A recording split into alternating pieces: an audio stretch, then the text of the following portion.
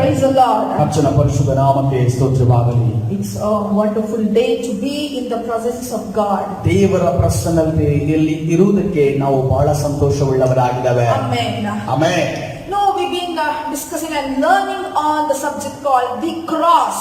ನಾವು ಕಳೆದ ವಾರದಿಂದ ನಾವು ಒಂದು ವಿಷಯದ ಬಗ್ಗೆ ಧ್ಯಾನ ಮಾಡ್ತಿದ್ದೇವೆ. ಆ ವಿಷಯ ಏನಾಗಿದೆ ಅಂದ್ರೆ ಶಿಲುಬೆ ಎಂದರ್ಥ. Praise the Lord. ಕರ್ತನ ಪರಿಶುದ್ಧ ನಾಮಕ್ಕೆ ಸ್ತೋತ್ರವಾಗಲಿ. You know, the temple of God saw Jesus getting angry when Jesus saw the people exchanging the money and selling of the dogs.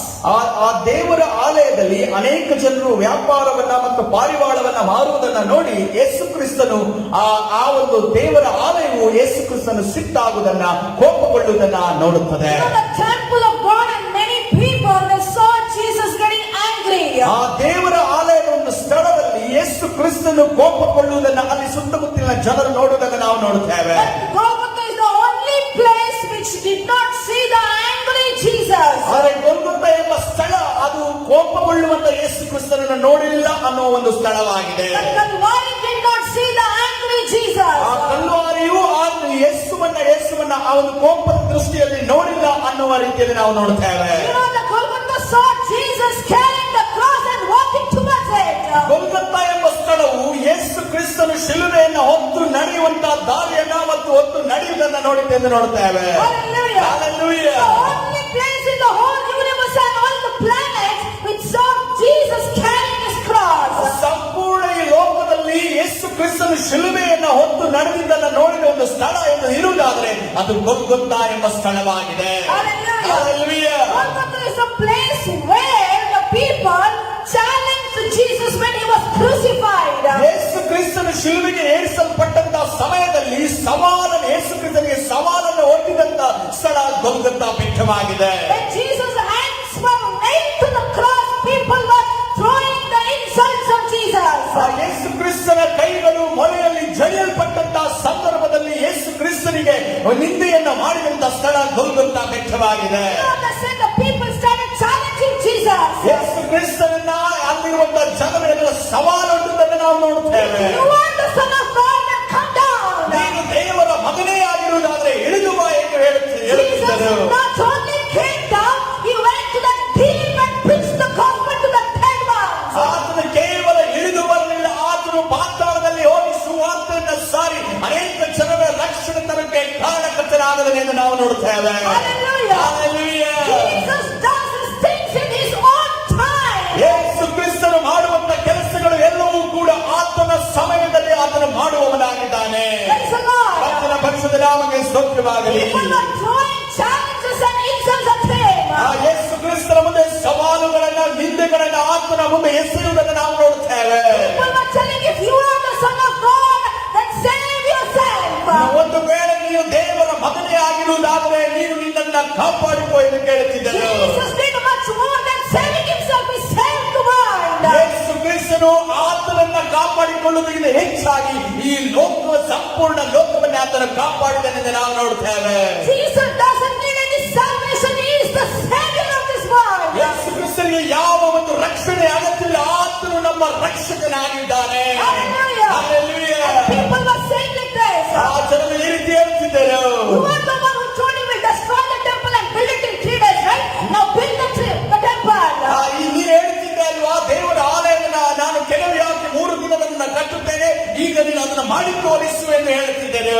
Jesus was talking about his body, the true holy temple. ಯೇಸು ಕ್ರಿಸ್ತನು ಈ ವಿಷಯವನ್ನು ಮಾತನಾಡುವಂತ ಸಂದರ್ಭದಲ್ಲಿ ತನ್ನ ದೇಹದ ವಿಚಾರವಾಗಿ ಮಾತನಾಡುತ್ತಿದ್ದರು. ಆತನು 3 ದಿನದಲ್ಲಿ ಪುನರುತ್ಥಾನವಾಗಿ ಎಬ್ಬಿಸುವಂತ ವಿಷಯವನ್ನು ಮಾತನಾಡುತ್ತಿದ್ದನು. He was talking about his holy true temple, his body. ಆತನ ಒಂದು ಪರಿಶುದ್ಧವಾದ ಆಲಯ ಯಾವುದಿದ್ರೆ ಅದು ಆತನ ಶರೀರ ಎನ್ನುವುದನ್ನು ಆತನು ಮಾತನಾಡುತ್ತಿದ್ದನು. Everything God did, but in his own time. ದೇವರು ಎಲ್ಲವನ್ನ ಮಾಡಿದನು, ಆದರೆ ಆತನ ತನ್ನ ಸಮಯದಲ್ಲಿ ಮಾಡಿದನೆಂದು ನಾವು ನೋಡುತ್ತೇವೆ. ಆತನ ಪರಿಶುದ್ಧ ನಾಮಕ್ಕೆ ಸ್ತೋತ್ರವಾಗಲಿ. Abraham carried the cross. ಅಬ್ರಹಾಮನು ಕೂಡ ತನ್ನ ಹೆಗಲ ಮೇಲೆ ಆತನ ಶಿಲುಬೆಯನ್ನು ಹೊತ್ತುಕೊಂಡು ನಡೆದನು. 100 years they were childless. 100 ವರ್ಷಗಳ ಕಾಲ ಆತನ ಮಕ್ಕಳಿಲ್ಲದೆ ಇದ್ದನು. Rebecca, they had a cross. ಎರಡನೇದಾಗಿ ನಾವು ನೋಡ್ತೇವೆ, ರೆಬೆಕ್ಕಳು ಕೂಡ ಆತನ ಶಿಲುಬೆಯನ್ನು ಹೊತ್ತು ನಡೆದನೆಂದು ನಾವು ನೋಡುತ್ತೇವೆ. Jacob was transformed into was lost by God. ಯಾಕೋಬನು ಇಸ್ರಾಯೇಲನಾಗಿ ಬದಲಾದನು, ಆದರೆ ಈಸಾವನನ್ನ ಆಕೆ ಒಂದು ಲೋಕಕ್ಕೆ ಹೋಗುವುದನ್ನು ನೋಡಿ ಆಕೆ ಕಳೆದುಕೊಂಡನೆಂದು ನಾವು ನೋಡುತ್ತೇವೆ. They had the cross. ಆಕೆ ಅವರಿಗೂ ಕೂಡ ಒಂದು ಶಿಲುಬೆ ಇತ್ತು. Jacob had the cross. ಯಾಕೋಬನಿಗೂ ಕೂಡ ಶಿಲುಬೆ ಇತ್ತು. Even when Joseph was alive, he thought, my son is dead. ಯೋಸೇಫನು ಜೀವಂತವಾಗಿದ್ದರೂ ಕೂಡ ನನ್ನ ಮಗನು ಸತ್ತು ಹೋಗಿದ್ದಾನೆ ಅನ್ನುವುದನ್ನ ಅನೇಕ ದಿವಸದಲ್ಲಿ ಶಿಲುಬೆಯನ್ನು ಹೊತ್ತು ನಡೆದನು. Judah lost his two sons. ಯೂದನು ಆತನ ಎರಡು ಮಕ್ಕಳನ್ನ ಕಳೆದುಕೊಂಡನೆಂದು ನಾವು ನೋಡುತ್ತೇವೆ. Aaron lost his first two sons. ಅದೇ ರೀತಿಯಲ್ಲಿ ಆಗಲಿ ಆರೋನನು ತನ್ನ ಮೊದಲ ಇಬ್ಬರು ಮಕ್ಕಳನ್ನು ಕೂಡ ಕಳೆದುಕೊಂಡನೆಂದು ನಾವು ನೋಡುತ್ತೇವೆ. David was carrying his own cross. ದಾವೀದನು ಕೂಡ ತನ್ನ ಶಿಲುಬೆಯನ್ನು ತಾನು ಹೊತ್ತು ನಡೆದನೆಂದು ನಾವು ನೋಡುತ್ತೇವೆ. Son Absalom was trying to kill David. ಆತನು ತನ್ನ ಸ್ವಂತ ಮಗನೇ ಅಬ್ಷಲೋಮನು ದಾವೀದನನ್ನು ಕೊಲ್ಲುವುದಕ್ಕೆ ಹೊರಡಿಸುವುದನ್ನ ನಾವು ನೋಡಿದ್ದೇವೆ. David saw brother raping sister. ಆತನ ಮಗನು ಅಮ್ನೋನನು ತನ್ನ ಸಹೋದರನ್ನೇ ಅತ್ಯಾಚಾರ ಮಾಡುವುದನ್ನು ನಾವು ನೋಡುತ್ತೇವೆ. They were having their own cross. ಅವರವರ ಶಿಲುಬೆಯನ್ನು ಹೊತ್ತು ನಡೆದರೆಂದು ನಾವು ನೋಡುತ್ತೇವೆ. Samson was the most anointed person. ಸಂಸೋನನು ಆ ಅಭಿಷೇಕದಿಂದ ಹೊಂದಿದಂತ ಒಂದು ವ್ಯಕ್ತಿಯಾಗಿದೆ. But until his death time, he was in the prison, he was blind. ಆತನು ಸಾಯುವಂತ ಸಂದರ್ಭದಲ್ಲಿ ಕಣ್ಣಿಲ್ಲದೆ ಆತನು ಕಾರಾಗೃಹದ ಒಳಗಡೆ ಇದ್ದನು ಎಂದು ನಾವು ನೋಡುತ್ತೇವೆ. He had the anointing, but he was blind. ಆತನಿಗೆ ಅಭಿಷೇಕ ಇದ್ದು ಆದರೂ ಕೂಡ ಆತನು ಕಣ್ಣಿಲ್ಲದೆ ಕುರುಡನಾಗಿದ್ದನು. They had their own cross in their life. ಅವರ ಜೀವಿತದಲ್ಲಿ ಅವರವರ ಶಿಲುಬೆಯನ್ನು ಹೊತ್ತು ನಡೆದರು ಎಂದು ನಾವು ನೋಡುತ್ತೇವೆ. ಕರ್ತನ ಪರಿಶುದ್ಧ ನಾಮಕ್ಕೆ ಸ್ತೋತ್ರವಾಗಲಿ. Golgotha is the only place where the prayer of Jesus was not heard. Golgotha ಎನ್ನುವ ಸ್ಥಳದಲ್ಲಿ ಯೇಸುವಿನ ಪ್ರಾರ್ಥನೆ ಒಂದು ಕಿವಿಗೊಡಲಿಲ್ಲ ಅಥವಾ ಉತ್ತರಿಸಲ್ಪಡಲಿಲ್ಲ ಎನ್ನುವುದಾದರೆ ಅದು Golgotha ಬೆಟ್ಟವಾಗಿದೆ. When Jesus said, forgive my people, ಯೇಸು ಕ್ರಿಸ್ತನು ಈ ಜನರನ್ನ ಕ್ಷಮಿಸು ಎಂದು ಕೇಳುವಾಗ they know not what they are doing. ಅವ್ರೇನು ಮಾಡಿದ ಅವರಿಗೆ ಗೊತ್ತಿಲ್ಲ ಅನ್ನುವಂತೆ ಹೇಳಿದನು. The Father forgive them. ತಂದೆಯಾದ ದೇವರು ಅವರನ್ನ ಕ್ಷಮಿಸಿದನೆಂದು ನಾವು ನೋಡ್ತೇವೆ. Jesus said, this thief will be in paradise. His Father said, that's fine. ಯೇಸು ಕ್ರಿಸ್ತನು ಈ ಒಂದು ಕಳ್ಳನು ನನ್ನ ಜೊತೆ ಪರದೇಶಿನಲ್ಲಿ ಇರುತ್ತಾನೆ ಎಂದು ಹೇಳುವಾಗ ತಂದೆಯಾದ ದೇವರು ಹೌದು ಆತನು ಪರದೇಶಿನಲ್ಲಿ ಇರುತ್ತಾನೆ ಎನ್ನುವುದನ್ನು ಉತ್ತರ ಕೊಟ್ಟನು. When Jesus was praying for Lazarus, Father answered his prayer. ಯೇಸು ಕ್ರಿಸ್ತನು ಯಾವಾಗ ಲಾಜರನಿಗೋಸ್ಕರ ಪ್ರಾರ್ಥನೆ ಮಾಡಿದನು ಆ ಸಂದರ್ಭದಲ್ಲಿ ಕೂಡ ತಂದೆಯಾದ ದೇವರು ಉತ್ತರವನ್ನು ಕೊಟ್ಟನೆಂದು ನಾವು ನೋಡುತ್ತೇವೆ. When Jesus got baptized, when he was praying, the Holy Spirit came down. ಯೇಸು ಕ್ರಿಸ್ತನು ಯಾವಾಗ ದೀಕ್ಷಾಸ್ನಾನ ಹೊಂದುವಂತಹ ಸಂದರ್ಭದಲ್ಲಿ ಆತನು ಪ್ರಾರ್ಥನೆ ಮಾಡುವಾಗ ದೇವರು ಆತನಿಗೆ ಉತ್ತರ ಕೊಟ್ಟನೆಂದು ನಾವು ನೋಡುತ್ತೇವೆ. ಕರ್ತನ ಪರಿಶುದ್ಧ ನಾಮಕ್ಕೆ ಸ್ತೋತ್ರವಾಗಲಿ. Every prayer of Jesus was answered. ಎಲ್ಲ ಯೇಸುವಿನ ಪ್ರಾರ್ಥನೆಗೆ ಉತ್ತರವು ಕೊಡಲ್ಪಟ್ಟಿತು. But the one prayer that he made on cross, ಆದರೆ ಶಿಲುಬೆಯಲ್ಲಿ ಆತನು ಮಾಡಿದ ಒಂದೇ ಒಂದು ಪ್ರಾರ್ಥನೆ, when God said, my Father, why have you forsaken me? ಯೇಸು ಕ್ರಿಸ್ತನು ತಂದೆಯನ್ನ ನೋಡಿ ನನ್ನ ದೇವರೇ ಯಾಕೆ ನನ್ನ ಕೈ ಬಿಟ್ಟಿದ್ದೆ? And Father did not answer this question. ತಂದೆಯಾದ ದೇವರು ಈ ಒಂದು ಪ್ರಾರ್ಥನೆಗೆ ಉತ್ತರವನ್ನು ಕೊಡಲಿಲ್ಲ ಎಂದು He ನಾವು was completely abandoned by the people. ಆತನು ಎಲ್ಲಾ ಜನರಿಂದ ಕೈ ಬಿಡಲ್ಪಟ್ಟಿದ್ದನು. By his own disciples, he was left alone. ಆತನ ಒಂದು ಶಿಷ್ಯರಿಂದಲೂ ಆತನು ಕೈ ಬಿಡಲ್ಪಟ್ಟಿದ್ದನು ಎಂದು ನಾವು Even ನೋಡುತ್ತೇವೆ. Jesus was abandoned by his Father. ಆತನ ತಂದೆಯಾದ ದೇವರಿಂದಲೂ ಕೂಡ ಕೈ ಬಿಡಲ್ಪಟ್ಟಿದ್ದನ್ನು ನಾವು ನೋಡುತ್ತಿದ್ದೇವೆ. Praise the Lord. ಕರ್ತನ ಪರಿಶುದ್ಧ ನಾಮಕ್ಕೆ That ಸ್ತೋತ್ರವಾಗಲಿ. one prayer was abandoned just to save you and me and this world. ನಮ್ಮನ್ನ ನಿನ್ನನ್ನ ರಕ್ಷಣೆ ಮಾಡುವುದಕ್ಕೋಸ್ಕರ ಆ ಒಂದು ಪ್ರಾರ್ಥನೆ ಕೈ ಬಿಡಲ್ಪಟ್ಟಿದ್ದು ಮತ್ತು ಉತ್ತರ ಕೊಡಲ್ಪಡಲಿಲ್ಲ ಎಂದು ನಾವು ನೋಡ್ತೇವೆ. Hallelujah. Hallelujah. The love of Father. ತಂದೆಯಾದ ದೇವರ ಪ್ರೀತಿ That is what the Bible says. ಇದನ್ನು ನಮಗೆ ಸತ್ಯವೇದ ಹೇಳುತ್ತಿರುವುದು. God loved so much the world that he gave his only begotten Son. ದೇವರು ಈ ಲೋಕದ ಮೇಲೆ ಅತಿಯಾದ ಪ್ರೀತಿಯನ್ನು ಇಟ್ಟು ಒಬ್ಬ ಮಗನನ್ನು ಕೊಟ್ಟನೆ ಎಂದು ನಾವು So ನೋಡ್ತೇವೆ. that whoever will believe him, no one will be perished and everyone shall have the eternal life. ಯಾರು ಆತನನ್ನು ನಂಬುತ್ತಾರೋ ಯಾರು ಕೂಡ ನ್ಯಾಯ ತೀರ್ಪಿ ಒಳಗಾಗದೆ ಅವರು ರಕ್ಷಣೆಯನ್ನು ಹೊಂದುತ್ತಾರೆ ಎಂದು ಬರೆಯಲ್ಪಟ್ಟಿದೆ. Praise the Lord. Hallelujah. Hallelujah. Hallelujah. Who is worthy to follow Jesus? ಯಾರು ಯೇಸು ಕ್ರಿಸ್ತನನ್ನ ಹಿಂಬಾಲಿಸುವುದಕ್ಕೆ ಯಾರು ಬೆಲೆ ಬಾಳುವವರಾಗಿದ್ದಾರೆ, ಯಾರು ಯೋಗ್ಯರಾಗಿದ್ದಾರೆ? Is it the one who carries the anointing like Elijah? ಯಾರು ಎಲಿಯನ ರೀತಿಯಲ್ಲಿ ಅಭಿಷೇಕವನ್ನು ಹೊತ್ತು ನಡೆದಿದ್ದಾರೋ ಅವರು ಯೋಗ್ಯರಾಗಿದ್ದಾರೆ. Is it the one who carries the double anointing like Elisha? ಆ ದುಪ್ಪಟ್ಟು ಅಭಿಷೇಕವನ್ನು ಹೊತ್ತು ನಡೆದಂತ ಎಲಿಷನ ರೀತಿಯಲ್ಲಿ ಅವರು ಯೋಗ್ಯರಾಗಿದ್ದಾರೆ? No. ಅಲ್ಲ. Because when Jezebel wrote down a message to kill Elijah,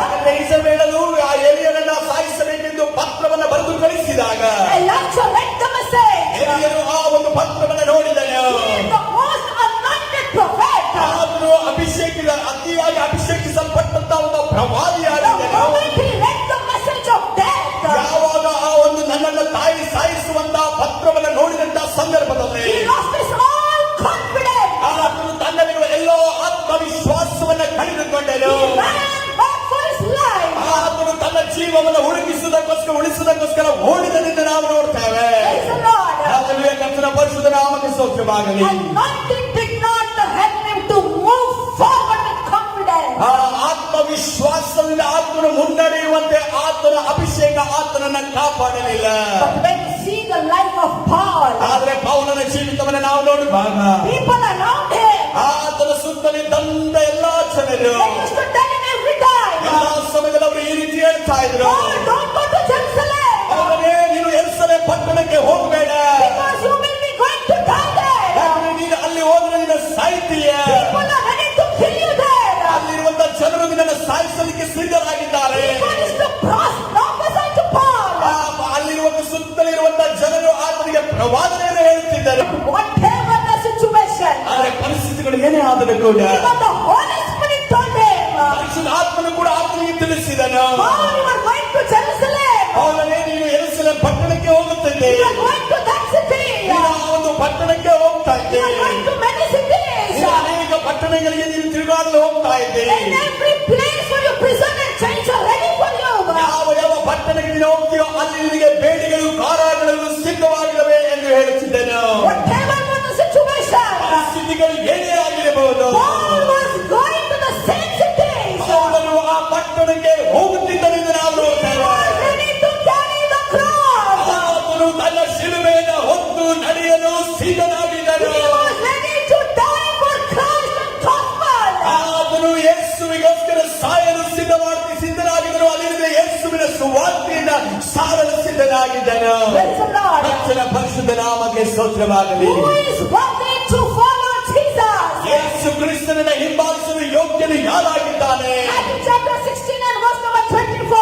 ಮತ್ತಾಯನ ಸುವಾರ್ತೆ 16ನೇ ಅಧ್ಯಾಯ 24ನೇ ವಚನ. If anyone decides to follow me, let him deny himself, carry his cross and follow me. ಯಾವನಿಗಾದರೂ ನನ್ನ ಹಿಂದೆ ಬರುವುದಕ್ಕೆ ಮನಸ್ಸಿದ್ದರೆ ಅವನು ತನ್ನನ್ನು ನಿರಾಕರಿಸಿ ತನ್ನ ಶಿಲುಬೆಯನ್ನ ಹೊತ್ತುಕೊಂಡು ನನ್ನ ಹಿಂದೆ ಬರಲಿ. Matthew chapter 10 and verse number 38 says, ಅದರಂತೆ ಮತ್ತಾಯನ ಸುವಾರ್ತೆ 10ನೇ ಅಧ್ಯಾಯ 38ನೇ ವಚನ ಈ ರೀತಿ ಹೇಳ್ತಾರೆ, whoever does not take up his cross and follow me is not worthy of me. ಯಾವನಾದರೂ ತನ್ನ ಶಿಲುಬೆಯನ್ನ ತೆಗೆದುಕೊಂಡು ನನ್ನ ಹಿಂದೆ ಬಂದ ಹೊರತು ನನಗೆ ಯೋಗ್ಯನಲ್ಲ. Hallelujah. Hallelujah. Church, it is not anointing, it is not prayer, it is not the gifts of the Holy Spirit, it is the cross. ಅದೇ ಅಭಿಷೇಕವಲ್ಲ, ಅಥವಾ ಪ್ರಾರ್ಥನೆ ಅಲ್ಲ, ಅದು ಉಪವಾಸ ಪ್ರಾರ್ಥನೆ ಅಲ್ಲ, ಅದು ನಾವು ನಮ್ಮ ಶಿಲುಬೆಯನ್ನು ಹೊತ್ತು ನಡೆಯುವುದಾಗಿದೆ. Hallelujah. It is not the gifts of the Holy Spirit, but it is the cross.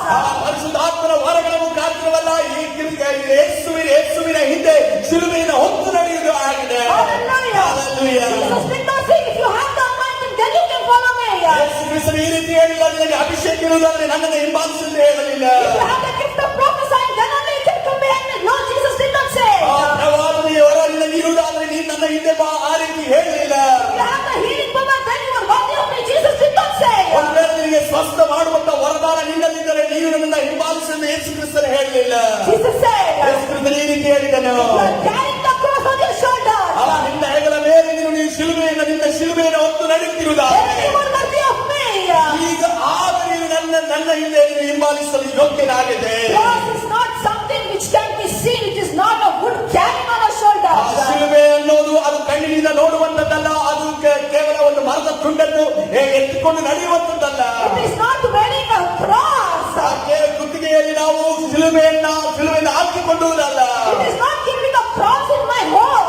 ನನ್ನ ಮನೆಯಲ್ಲಿ ಶಿಲುಬೆಯನ್ನ ಇಡುವುದು, ಅದು ಶಿಲುಬೆಯನ್ನು ಹೊತ್ತು ನಡೆಯುವುದಿಲ್ಲ. Cross is an experience. ಆ ಶಿಲುಬೆಯನ್ನು ಹೊತ್ತು ನಡೆಯುವುದಂದ್ರೆ ಅದೊಂದು ಅನುಭವವಾಗಿದೆ. Cross must be felt in our body and spirit. ಆ ಒಂದು ಶಿಲುಬೆಯು ನಮ್ಮ ಒಳಗಡೆ, ನಮ್ಮ ಶರೀರದಲ್ಲಿ, ನಮ್ಮ ಆತ್ಮದಲ್ಲಿ ಇರಬೇಕು. Hallelujah. Hallelujah. When Paul prayed for his illness 3 times. ಅವನು ತಾನು ಬಾಧೆಯಲ್ಲಿ ಇರುವಂತಹ ರೋಗದಲ್ಲಿ ಇರುವಂತಹ ಸಮಯದಲ್ಲಿ ಪ್ರಾರ್ಥನೆ ಮಾಡುವಂತಹ ಸಂದರ್ಭದಲ್ಲಿ Jesus said one thing. ಯೇಸು ಕ್ರಿಸ್ತನ ಒಂದು ಮಾತು ಹೇಳಿದನು, My grace in your cross is all sufficient for you. ನನ್ನ ಕೃಪೆಯು ನಿನ್ನ ಜೀವಿತದಲ್ಲಿ ಏನು ಶಿಲುಬೆ ಇದೆಯೋ ಅದಕ್ಕೆ ನನ್ನ ಕೃಪೆಯೇ ನಿನಗೆ ಸಾಕು ಎಂದು ಹೇಳಿದನು. Praise the Lord. ಕರ್ತನ ಪರಿಶುದ್ಧ ನಾಮಕ್ಕೆ ಸ್ತೋತ್ರವಾಗಲಿ. Hallelujah. Hallelujah. No, when Israelites, they left Egypt that night. ಇಸ್ರೇಲರು ಆ ಐಗುಪ್ತ ದೇಶವನ್ನ ಆ ರಾತ್ರಿಯಲ್ಲಿ ಬಿಟ್ಟಂತಹ ಸಂದರ್ಭದಲ್ಲಿ God made Egyptians to give their gold and silver jewelries to the Israelites. ದೇವರು ಐಗುಪ್ತ ದೇಶದವರನ್ನ ಚಿನ್ನವನ್ನ ಬೆಳ್ಳಿಯನ್ನ ಆ ಇಸ್ರೇಲ್ಗೆ ಕೊಡುವ ರೀತಿಯಲ್ಲಿ ಮಾಡಿದನು. You know, Israelites, they carried the gold and silver. ಇಸ್ರೇಲರು ಅವರು ಚಿನ್ನವನ್ನ ಬೆಳ್ಳಿಯನ್ನ ತೆಗೆದುಕೊಂಡು ಐಗುಪ್ತ ದೇಶದಿಂದ ಹೊರಟರು. When they reached Mount Sinai, ಆದರೆ ಸೀನಾಯಿ ಬೆಟ್ಟವನ್ನ ಅವರು ತಲುಪಿದಾಗ you know, Satan put an evil thought inside the minds of Israelites. ಸೈತಾನನು ಇಸ್ರೇಲ್ ಜನರ ಮನಸ್ಸಿನಲ್ಲಿ ಒಂದು ದುಷ್ಟ ಒಂದು ಆಲೋಚನೆಯನ್ನ ಮಾಡಿದನು. They wanted an idol to worship. ಅವರೇನು ಮಾಡಿದರು? ಅವರು ಒಂದು ವಿಗ್ರಹವನ್ನು ಆರಾಧನೆ ಮಾಡುವಂತೆ ಇಸ್ರೇಲನ್ನ ಪ್ರೇರೇಪಿಸಿದನು. You know what Satan did? ಸೈತಾನನು ಏನು ಮಾಡಿದನು ಗೊತ್ತಾ? God gave them gold and silver to Israelites. ದೇವರು ಚಿನ್ನ ಬೆಳ್ಳಿಯನ್ನ ಜನರಿಗೆ ಇಸ್ರೇಲ್ ಜನರಿಗೆ ಕೊಟ್ಟನು. You know, Satan, what he did? ಆದರೆ ಸೈತಾನನು ಏನು ಮಾಡಿದನು ಗೊತ್ತಾ? He gave them a thought of making an idol using the gold and silver. ಅಥವಾ ಅದೇ ಚಿನ್ನ ಬೆಳ್ಳಿಯ ಮುಖಾಂತರವಾಗಿ ಒಂದು ವಿಗ್ರಹವನ್ನು ಮಾಡುವಂತೆ ಇಸ್ರೇಲರಿಗೆ ಸೈತಾನನು ಆಲೋಚನೆ ಕೊಟ್ಟನು. The Israelites, they carried the gold and silver, they gave it to the hands of Aaron. ಇಸ್ರೇಲರು ಆ ಒಂದು ಚಿನ್ನ ಬೆಳ್ಳಿಯನ್ನ ತೆಗೆದು ಆರೋನನ ಕೈಯಲ್ಲಿ ಕೊಟ್ಟರು ಎಂದು ನಾವು ನೋಡುತ್ತೇವೆ. God gave it to the hands of Israelites. ದೇವರು ಇಸ್ರೇಲರ ಕೈಯಲ್ಲಿ ಅದನ್ನು ಕೊಟ್ಟನು. But now they are giving it to the hands of Satan. ಆದರೆ ಈಗ ಅದೇ ಚಿನ್ನ ಬೆಳ್ಳಿಯನ್ನು ಅವರು ಸೈತಾನನ ಕೈಗೆ ಕೊಡುತ್ತಿದ್ದಾರೆ. How Satan destroyed their wealth. ಅವರ ಒಂದು ಐಶ್ವರ್ಯವನ್ನು ಹೇಗೆ ಸೈತಾನನು ಹಾಳು ಮಾಡಿದನೆಂದು ನಾವು ನೋಡ್ತೇವೆ. Can I tell you one thing? ನಾನು ಒಂದನ್ನು ನಿಮಗೆ ಹೇಳಬಹುದಾ? Don't carry the gold and silver. ನೀವು ಚಿನ್ನ ಬೆಳ್ಳಿಯನ್ನ ಹೊತ್ತು ನಡಿಬೇಡ್ರಿ. Carry the cross. ನೀವು ಶಿಲುಬೆಯನ್ನ ಹೊತ್ತು ನಡ್ರಿ. Hold on to the cross. ನೀವು ಶಿಲುಬೆಯನ್ನ ಗಟ್ಟಿಯಾಗಿ ಹಿಡಿದುಕೊಳ್ಳ್ರಿ. Because the weighter the cross, richer the glory. ಎಷ್ಟು ನಮ್ಮ ಮೇಲೆ ಒಂದು ಶಿಲುಬೆ ಎಷ್ಟು ಭಾರವಾಗಿರುತ್ತೋ ಅಷ್ಟೇ ಭಾರವಾದ ಮಹಿಮೆಯನ್ನ ನಾವು ಹೊತ್ತು ನಡೆಯುತ್ತೇವೆ. Praise the Lord. ಕರ್ತನ ಪರಿಶುದ್ಧ ನಾಮಕ್ಕೆ ಸ್ತೋತ್ರವಾಗಲಿ. Hallelujah. ಹಲ್ಲೆಲೂಯಾ.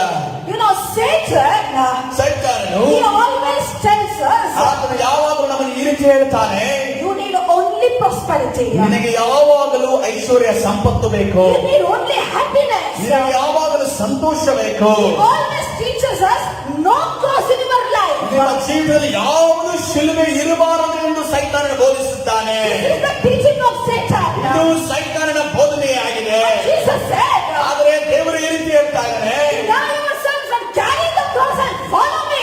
ನಿನ್ನನ್ನು ನೀನು ನಿರಾಕರಿಸಿ ಶಿಲುಬೆಯನ್ನು ಹೊತ್ತುಕೊಂಡು ನನ್ನ ಹಿಂದೆ ನಡಿ ಎಂದು ಹೇಳ್ತಿದ್ದಾನೆ. But Satan teaches ಆದರೆ ಸೈತಾನನು ನಮಗೆ ಏನು ಬೋಧಿಸ್ತಾ ಇದ್ದಾನೆ ಎಂದರೆ, the evil prosperity, ಆ ದುಷ್ಟ ಸಂಪತ್ತಿನ ವಿಚಾರವಾಗಿ ಐಶ್ವರ್ಯದ ಬಗ್ಗೆ ನಮಗೆ ಬೋಧಿಸುತ್ತಾನೆ. evil wealth, ದುಷ್ಟ ಒಂದು ಐಶ್ವರ್ಯದ ಬಗ್ಗೆ ನಮಗೆ ಬೋಧಿಸುತ್ತಾನೆ. evil happiness. ದುಷ್ಟ ಸಂತೋಷದ ಬಗ್ಗೆ ನಮಗೆ ಬೋಧಿಸುತ್ತಾನೆ.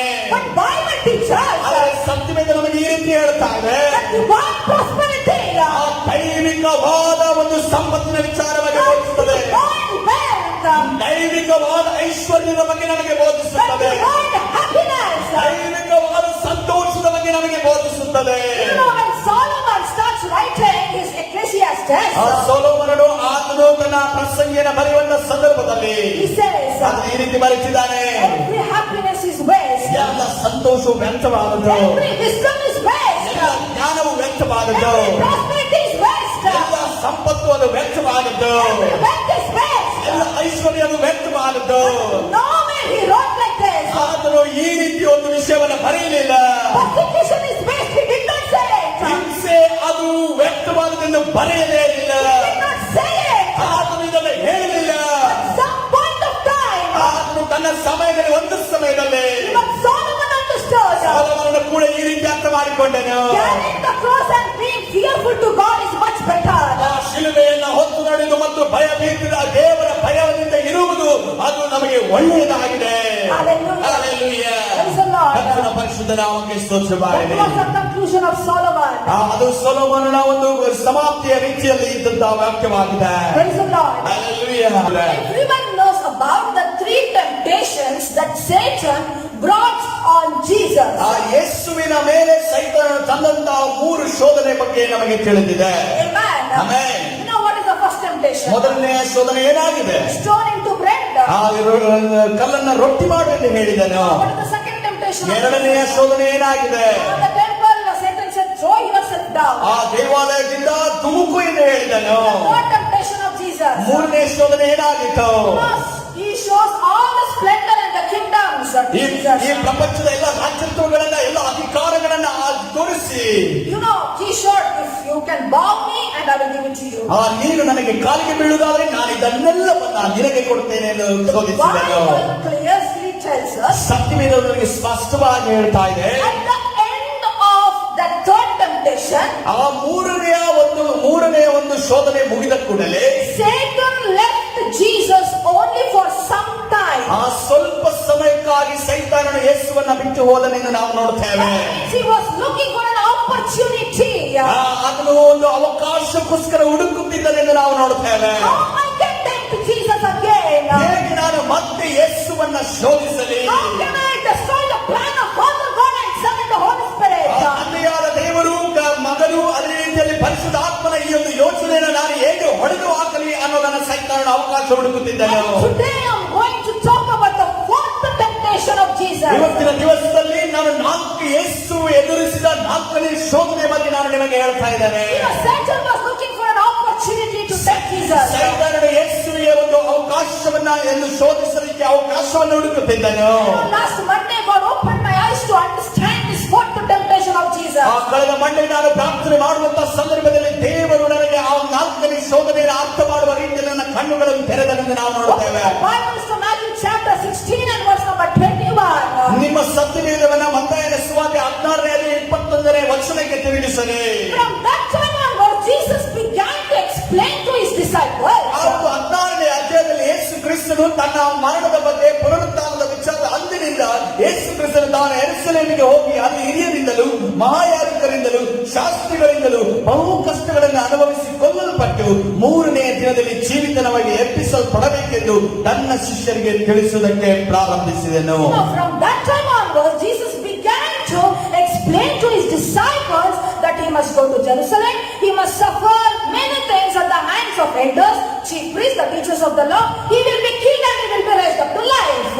This was what Jesus began to explain to his disciples. ಆತನು ತನ್ನ ಶಿಷ್ಯರಿಗೆ ಈ ಒಂದು ತಾನ ಮರಣವನ್ನು ಹೊಂದುವುದರ ವಿಚಾರವಾಗಿ ಪುನರುತ್ಥಾನ ಹೊಂದುವುದರ ವಿಚಾರವಾಗಿ ಹೇಳಲು ಪ್ರಾರಂಭಿಸಿದನು.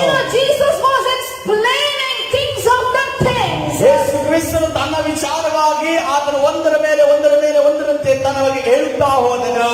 This time, ಆ ಸಮಯದಲ್ಲಿ and Satan got an opportunity to tempt Jesus. ಸೈತಾನನಿಗೆ ಯೇಸುವನ್ನ ಶೋಧಿಸಲು ಒಂದು ಅವಕಾಶ ಸಿಕ್ಕಿತು. When you read verse number 22, 22ನೇ ವಚನವನ್ನ ಓದುವಾಗ you will understand it was not Peter, it was Satan. ಅಲ್ಲಿ ಪೇತ್ರನಲ್ಲಿ ಮಾತನಾಡುತ್ತಿಲ್ಲ, ಅಲ್ಲಿ ಸೈತಾನನು ಮಾತನಾಡುತ್ತಿದ್ದಾನೆ. What did Peter do in verse number 22? 22ನೇ ವಚನದಲ್ಲಿ ಪೇತ್ರನು ಏನ್ ಮಾಡ್ತಾ ಇದ್ದಾನೆ? Peter took Jesus that side ಪೇತ್ರನು ಯೇಸುವನ್ನ ಬದಿಗೆ ಕರೆದುಕೊಂಡು ಹೋಗಿ and he started rebuking him. ಆತನು ಅಲ್ಲಿ ಎಚ್ಚರಿಸಲು ಪ್ರಾರಂಭಿಸಿದನು.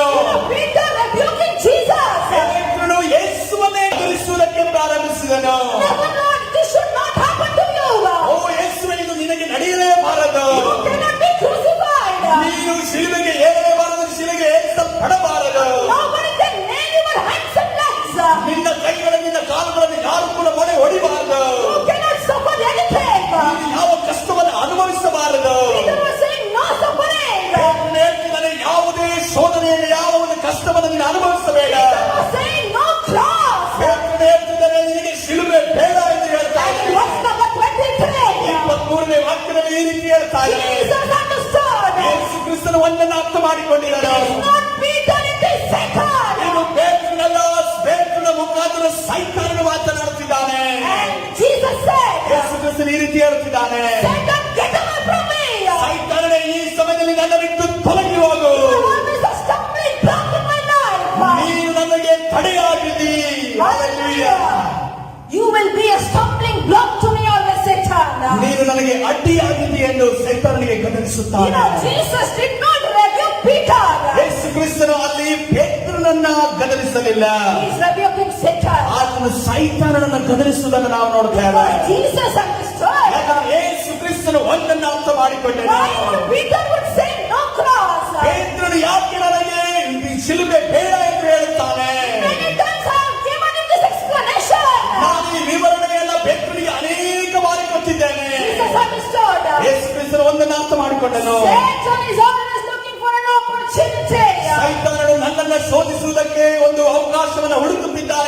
disciple. This is the fourth temptation that Satan is bringing upon me using my own disciple. ನನ್ನ ಶಿಷ್ಯರ ಮುಖಾಂತರವೇ ನಾಲ್ಕನೇ ಶೋಧನೆಯನ್ನ ಸೈತಾನನು ನನ್ನ ಮುಂದೆ ತಂದೊಡ್ಡುತ್ತಿದ್ದಾನೆ. ಯೇಸು ಕ್ರಿಸ್ತನು ಅರ್ಥ He ಮಾಡಿಕೊಂಡನು. did not use any other disciples. ಯೇಸು ಕ್ರಿಸ್ತನು ಯಾವುದೇ ಬೇರೆ ಶಿಷ್ಯರನ್ನ ಉಪಯೋಗಿಸಲಿಲ್ಲ. Satan did not use any other disciple. ಸೈತಾನನು ಆ ಶಿಷ್ಯರಲ್ಲಿ 12 ಶಿಷ್ಯರು ಬೇರೆ ಶಿಷ್ಯರನ್ನು ಯಾರನ್ನು ಕೂಡ ಉಪಯೋಗಿಸಲಿಲ್ಲ. He was very closest to Jesus. ಯಾರು ಯೇಸು ಕ್ರಿಸ್ತನಿಗೆ ಹತ್ತಿರವಾಗಿದ್ದರು ಆತನನ್ನು ಉಪಯೋಗಿಸಿದನು. To whom Jesus was sharing every secret. ಯೇಸು ಕ್ರಿಸ್ತನು ಎಲ್ಲ ತನ್ನ ರಹಸ್ಯಗಳನ್ನು ಯಾರು ಹಂಚಿಕೊಳ್ಳುತ್ತಿದ್ದನೋ ಅವರ ಮುಖಾಂತರವೇ ಸೈತಾನನು ಶೋಧಿಸಿದನು. Who saw the transfiguration of Jesus. ಆ ಯೇಸು ಕ್ರಿಸ್ತನ ರೂಪಾಂತರ ಹೊಂದಿದ್ದನ್ನು ನೋಡಿದಂತ ಪೇತ್ರನ ಮುಖಾಂತರವೇ The ಶೋಧಿಸಿದನು. one who saw Moses and Elijah. ಮೋಶೆ ಮತ್ತು ಎಲಿಯನನ್ನು ನೋಡಿದಂತ ಪೇತ್ರನ ಮುಖಾಂತರವೇ ಶೋಧಿಸಿದನು. Because that day Moses and Elijah spoke to Jesus about the future events. ಆ ಪೇತ್ರನು ಯೇಸು ಕ್ರಿಸ್ತನ ಜೊತೆ ಮೋಶೆ ಮತ್ತು ಎಲಿಯರು ಇಬ್ಬರೂ ಕೂಡ ಯೇಸು ಕ್ರಿಸ್ತನ ಬಗ್ಗೆ ಭವಿಷ್ಯದಲ್ಲಿ ನಡೆಯುವ ವಿಚಾರವಾಗಿ ಮಾತನಾಡಿದ್ದರಿಂದ ನಾವು Because ನೋಡ್ತೇವೆ. they spoke to Jesus, Elijah and Moses about the crucifixion. ಈ ಒಂದು ಶಿಲುಬೆಯ ವಿಚಾರವಾಗಿಯೇ ಎಲಿಯನು ಮತ್ತು ಮೋಶೆಯು ಆ ಇಬ್ಬರೂ ಕೂಡ ಯೇಸು ಕ್ರಿಸ್ತನಲ್ಲಿ ಮಾತನಾಡಿದ್ದರಿಂದ ನಾವು ನೋಡ್ತೇವೆ.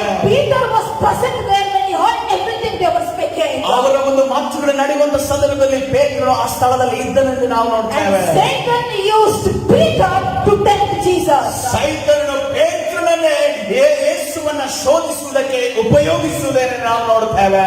First three temptations of Jesus. ಯೇಸುವಿನ ಮುಂದೆ ಮೊದಲ 3 ಶೋಧನೆಗಳು Came directly from Satan to Jesus. ನೇರವಾಗಿ ಸೈತಾನನಿಂದ ಅದು ಯೇಸುವಿಗೆ ಬಂತು.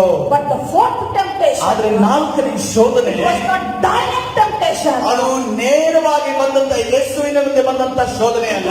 Using a man, his own disciple. ಆತನು ಒಂದು ಮನುಷ್ಯನ ಆದರೆ ತನ್ನ ಶಿಷ್ಯರನ್ನ ಉಪಯೋಗಿಸಿ ಆ ಒಂದು ಯೇಸುವನ್ನ ಶೋಧಿಸಿದನೆಂದು ನಾವು ನೋಡ್ತೇವೆ. I told you today. ಇವತ್ತಿನ ದಿವಸ ನಾನು ಒಂದು ವಿಷಯವನ್ನು ಹೇಳಿದೆ. Satan teaches us about no suffering. ಆ ಸೈತಾನನು ನಮಗೆ ಏನನ್ನು ಕಲಿಸಿಕೊಡುತ್ತದೆ ಅಂದ್ರೆ ನಿನಗೆ ಕಷ್ಟಗಳೇ ಇಲ್ಲ ಎಂದು No ಹೇಳುತ್ತಾನೆ. cross. ನಿನಗೆ ಶಿಲುಬೆ ಇಲ್ಲ ಎಂದು ಹೇಳುತ್ತಾನೆ. Jesus said in verse number 24. ಆದರೆ ಯೇಸು ಕ್ರಿಸ್ತನ 24ನೇ ವಾಕ್ಯದಲ್ಲಿ ಈ ರೀತಿ ಹೇಳ್ತಾ ಇದ್ದಾನೆ. If anyone wants to come behind me, ನನ್ನ ಹಿಂದೆ ಬರಲು ಯಾರಿಗಾದ್ರೂ ಮನಸ್ಸಿರುವುದಾದರೆ take up his cross and him deny himself and follow me.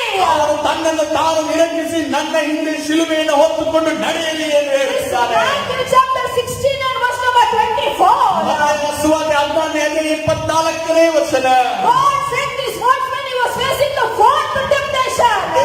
ದೇವರು ಯೇಸು ಕ್ರಿಸ್ತನು ಯಾವಾಗ ಒಂದು 4ನೇ ಒಂದು ಶೋಧನೆಯನ್ನು ಎದುರಿಸಿದರೋ ಆ ಸಮಯದಲ್ಲಿ ಹೇಳಿದಂತ ಮಾತಾಗಿದೆ. This is the time when Jesus spoke about carrying the cross and following Jesus.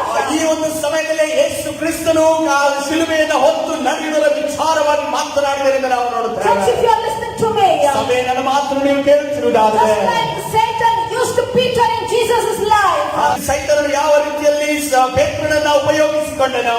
maybe from your family, Satan might use your own husband. ನಿನ್ನ ಜೀವಿತದಲ್ಲಿ ನಿನ್ನ ಗಂಡನನ್ನ ಸೈತಾನನು ಉಪಯೋಗಿಸಿಕೊಳ್ಳಬಹುದು. Maybe your own wife. ನಿನ್ನ ಹೆಂಡತಿಯನ್ನ Your ಉಪಯೋಗಿಸಿಕೊಳ್ಳಬಹುದು. own children or parents. ನಿನ್ನ ಮಕ್ಕಳು ಮತ್ತು ನಿನ್ನ ತಂದೆ ತಾಯಿಗಳನ್ನು ಉಪಯೋಗಿಸಿಕೊಳ್ಳಬಹುದು. That is when tell them, ಆವಾಗಲೇ ನೀನು ಈ ರೀತಿ ಹೇಳು, Satan, get away from me. ಸೈತಾನನೇ ಈ ಸಮಯದಲ್ಲಿ ಇಲ್ಲಿಂದ ತೊಲಗಿ ಹೋಗು. It is not your husband, your parents or children. ಇಲ್ಲಿ ನಿನ್ನ ಗಂಡ ನಿನ್ನ ಹೆಂಡತಿ ನಿನ್ನ ಮಕ್ಕಳ ಮಾತನ್ನು ಹೇಳ್ತಾ ಇಲ್ಲ. Satan using them. ಸೈತಾನನು ಅವರ ಮುಖಾಂತರ ಅವರನ್ನು ಉಪಯೋಗಿಸಿ ಮಾತನ್ನು ಹೇಳ್ತಾ ಇದ್ದಾನೆ. Hallelujah. Hallelujah. I tell them, ಅವರಿಗೆ ಈ ರೀತಿ ಹೇಳು, I will carry my cross and deny myself and follow Jesus. ನಾನು ನನ್ನನ್ನು ನಿರಾಕರಿಸಿಕೊಂಡು ಶಿಲುಬೆಯನ್ನು ಹೊತ್ತುಕೊಂಡು ನಾನು ಯೇಸುವನ್ನು ಹಿಂಬಾಲಿಸುತ್ತೇನೆ ಅನ್ನುವುದನ್ನು ನೀನು ಅವರಿಗೆ ಹೇಳು. No, the cross, ಈ ಶಿಲುಬೆಯು it keeps you focused on Jesus. ನಿನಗೆ ಯೇಸುವಿನ ಮೇಲೆ ದೃಷ್ಟಿ ಇಡುವಂತೆ ಮಾಡುತ್ತದೆ. Hallelujah. Hallelujah. Praise the Lord. ಯೇಸುವಿನ ಪರಿಶುದ್ಧ ನಾಮಕ್ಕೆ ಸ್ತೋತ್ರವಾಗಲಿ. Say yes to cross. ನೀನು ಶಿಲುಬೆಗೆ ಹೌದು ನಾನು ನಡೀತೇನೆ ಅನ್ನೋದನ್ನ ಹೇಳು. Hallelujah. Hallelujah. It keeps you to follow Jesus. ಅದು ನಿನ್ನನ್ನು ಯೇಸುವಿನ ಹಿಂದೆ ನಡೆಯುವಂತೆ ಮಾಡುತ್ತದೆ. Hallelujah. Hallelujah. Praise the Lord. ಕರ್ತನ ಪರಿಶುದ್ಧ ನಾಮಕ್ಕೆ ಸ್ತೋತ್ರವಾಗಲಿ.